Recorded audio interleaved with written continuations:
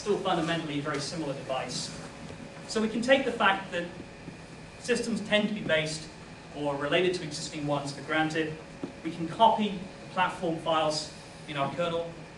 We can go in there, we can say, okay, here are the support files necessary for this device here.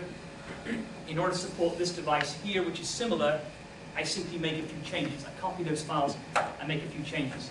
That's fine. That's exactly what we're supposed to do. That's how free and open source software works. Nothing wrong with doing that. And we add drivers for our custom devices. Things that we've made changes to, things that we've added that weren't there before, our actual innovation, we add that after we've got the basic system working. Okay, so I can, I'm aware time's getting on, I can go through an example in the next sort of 5 minutes of porting to a PowerPC processor and how that's done, or I can break now and take questions. Can we overrun by 5 minutes? Is that okay? All right.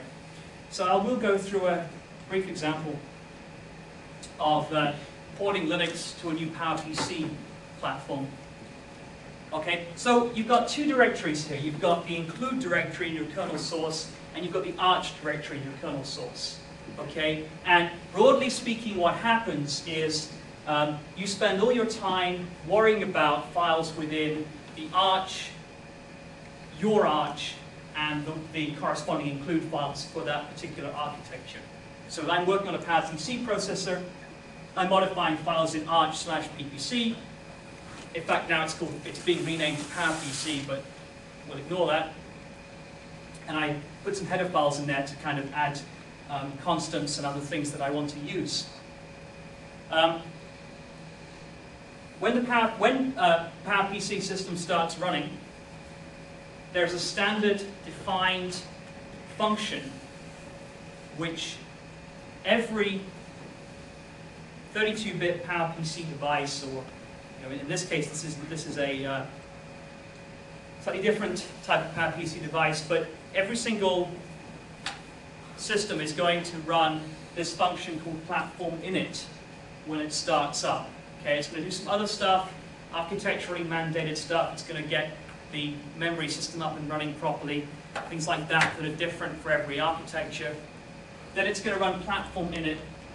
The job here for us as platform porters is to supply platform init and use it to educate the kernel about the arrangement of the devices in our machine. So we tell it about the networking devices we have. We tell it, okay, by the way, you've got a network chip at this address. On a desktop machine, we don't have to do these things.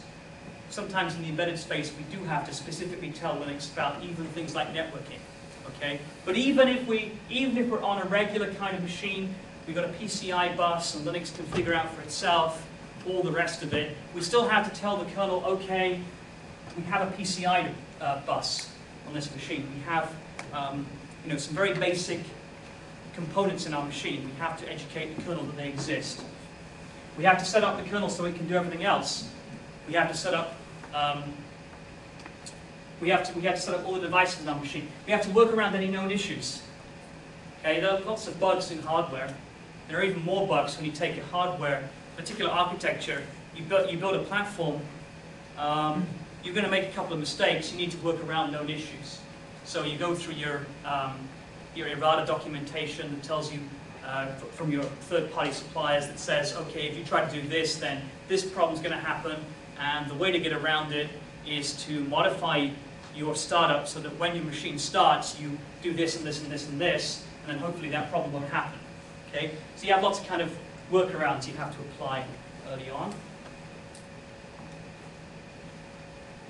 Okay? So you have some header files, put some constants in there, you define things like how fast your machine is running, where your memory lives, where different devices live. These addresses here are physical hardware addresses within my machine that we can use later to refer to specific hardwired locations. So back in my platform code, I have my platform init function that I'm implementing myself. It's called early on by the kernel to get the hardware up and running. It contains some it gets past some interesting information. When you come into this function, you are told about, in the case of PowerPC, you are given a board info structure that your firmware or your BIOS wants to tell you. It wants to tell you, this is the MAC address you should be using on this network device. This is the location of the boot image that the user has supplied. This is the location of the file system that the user would like you to use. Anything you might have set in your firmware or in your bootloader needs to get passed in. The location of the initial RAM disk. If you're using an init-RD, one of these RAM disks that we use on modern systems, we boot the system by using a RAM disk. If you have one of those, you have to tell the kernel where it is. That's the job of the bootloader. The firmware, it tells it where that is. We want to save this information somewhere. If we have an initial RAM disk, we want to make it available. We want to produce lots of debugging output. At this point, we don't necessarily have support for a console, for a frame buffer, for anything that can actually output debugging information to a screen or other device. We have no way necessarily of communicating with the outside world. So to debug this, we might still be using our hardware debugger, right? Or LEDs. Or LEDs, yeah. And in fact, actually what you get really good at with when it comes to LEDs, you get really good at flash patterns, right? You get very good at, if it does 1, 2, 3, then I'm at this line, and and I'm sure some people have done little flash counters, you 2 LEDs, and it'll count the line number of the source code based on how many flashes. I'm sure people have done that kind of thing. But yeah, you have all kinds of horrible things to do. In the case of the port I was doing most recently, we actually I wrote a function that effectively output data to the serial port on the machine. It didn't matter that the machine didn't know that there was a serial port yet. There was no serial port driver loaded, but I wrote some code that effectively sort of forced those characters to get written out, no matter, it just wrote to a memory location, and I knew it was a serial port.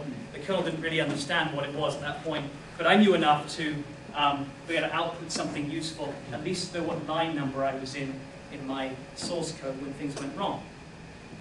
Platform init sets up all kinds of stuff. I have to tell the kernel how it can find out about interrupts.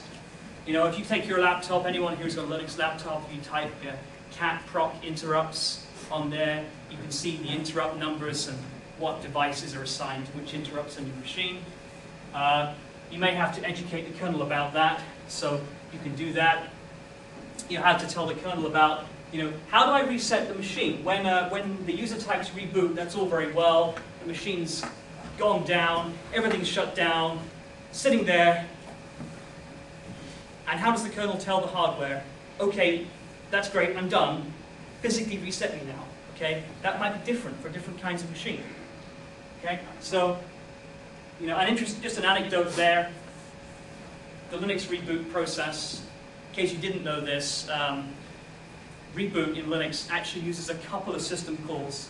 It's implemented using this keying system, because we don't want the kernel to ever think we're accidentally wanting to reboot, right? So when the user types reboot, the reboot command will send the kernel some magic numbers. They happen to be the birth dates of Linus's children, okay? So if you look through the commit logs, you'll see a few years back, there was a patch posted that said, we need to add a new reboot. We need to add a new line here. He had a new child, so he had to add a new key in there. So when you type reboot, one of those magic numbers gets sent to the kernel. It then starts going down through the reboot process. But when it gets to the end, it has to know how to tell the hardware, I'm done now. We have a command to do that.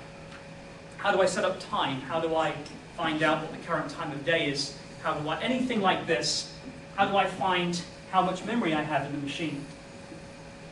We have to be told somehow. So we set that up. Most platforms are very similar. They just have different memory layouts.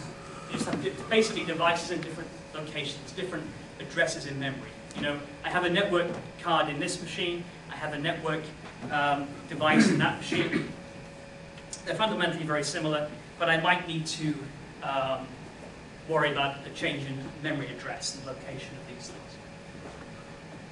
Drivers are a different matter. I'm not going to get into that right now. Where possible, we use generic subsystems, PCI, USB, these things, so that I don't have to tell the kernel about the address of my networking chip. It's able to figure this out. If you have this machine here, you know, there may not be a PCI bus, so there's no point having a PCI network card on it. It's not going to find anything, there's no PCI bus, right? So I have to hard code it. I have to tell the kernel, this is where your network chip lives. But on a standard machine, with PCI, it's going to be able to figure this out for itself, so you won't have to tell it about that. Anyone who was wondering, you know, why is he talking about hard coding this? We all know that it's automatic. It's only automatic on your PC because you have standard buses into which you plug things, right? If you plug a USB mouse in, you know, the kernel knows that there's a USB bus on the machine. It already knows that. Once it finds out about a new device, it's fine. But you have to tell it about these basic systems in the first place. And user-space device drivers we mentioned before. I think we're basically getting there. Building a complete system. System is more than a kernel. Kernel on its own is very, very useless. It doesn't do anything unless you actually run something. You know? So we need a working distribution. We need to be able to handle software updates on our machine. Okay, did you want a web server? You know, generally you want to be able to do something. This device here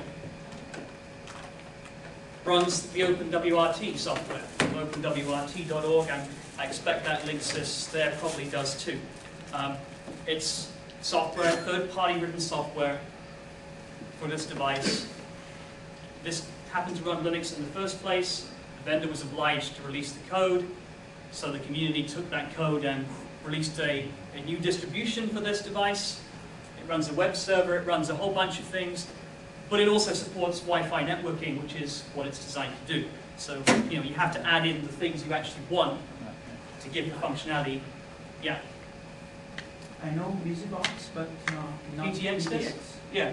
Okay. So, so I'm just to get to that point. So you then want to put a distribution on your machine. You can probably go to a vendor. If it's a PC, you can just put a Linux distribution on it from wherever. If it's not a PC, if it's a more interesting device, you may need to get a hold of PTX disk, BusyBox, one of these utilities. They can help you to build up a usable software environment for your device. PTX disk effectively is a collection of scripts that will build up your bash shell, your init scripts, build up a very minimal distribution for your machine. BusyBox is a Swiss Army knife. It's a single program that provides the functionality of many others. PTX disk extends upon that. But basically, you download a bunch of stuff, you add it to your machine, you experiment. You know, a lot of this is just by experimentation. And just before I finish, I want to mention updates. It's very, very important whenever you build something that you handle software updates. If you've got a device like this one with a compact flash card, you want to design it so that it can keep multiple copies, multiple known working configurations. Okay, so that when the user says, actually, that was a really bad update, there's a way of going back. It's good from your point of view as well because, you know, if you're Buffalo making these devices, you'd really like it if the user didn't have to return it whenever the power failed on an update. Okay, so what they tend to do is have